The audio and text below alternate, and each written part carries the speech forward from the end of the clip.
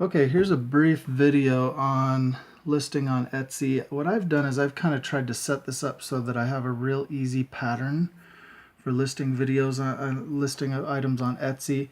One, I have an outline that I copy and paste as the description into every product that I list, and I go in and just I go and edit a few things like the keywords and which is the third paragraph down, and then the title at the top.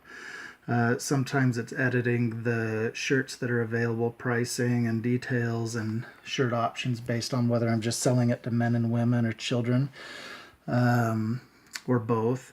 In this case, I have everything on it, and I'm only offering a limited number of colors as well. I have those listed here. They're aqua blue, athletic heather, candy pink, and white, but I do offer from 6-month up to a 2XL adult shirt. And what this does is just kind of helps me keep it organized. Then when I go into Etsy, I can add an image, and then I can add a color swatch of the different color shirts that I'm offering. I can put it into a category. I usually will put it into unisex adult, and then later on when I go in and have to classify it for sizing, I'll put it as unspecified. I'll usually put I've got 100 available, so I've got plenty. It will auto renew the listings, but that also allows me to they're all print on demand, so it really doesn't matter how many I put in there. I think it maxes at 999, but I can always go in and I can edit that quantity, and I'll be able to tell if they're selling later on when I haven't been keeping track of my sales, because the numbers will change of what's available.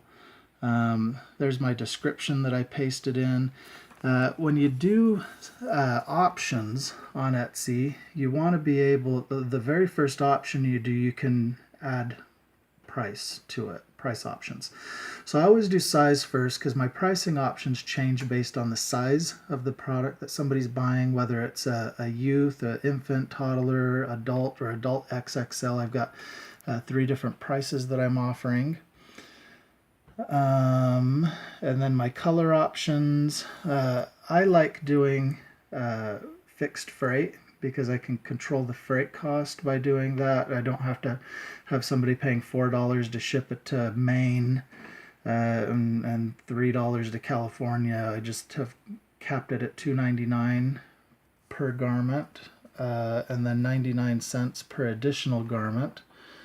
And by doing that, I think I kind of make it a little bit more appealing to each customer that buys, because they know they're not going to get gouged on the pricing. So obviously because of that, I do have size and weights in there, even though it's not using them because it's not auto-calculating the cost. But I do oftentimes think that people will make those decisions based on price, and price includes freight. They expect there to be freight, but you just don't want to overdo it on the freight. I've seen people offer things for free and $20 freight, and also offer them at a high retail plus a high freight, and that's just not something that I've ever wanted to do.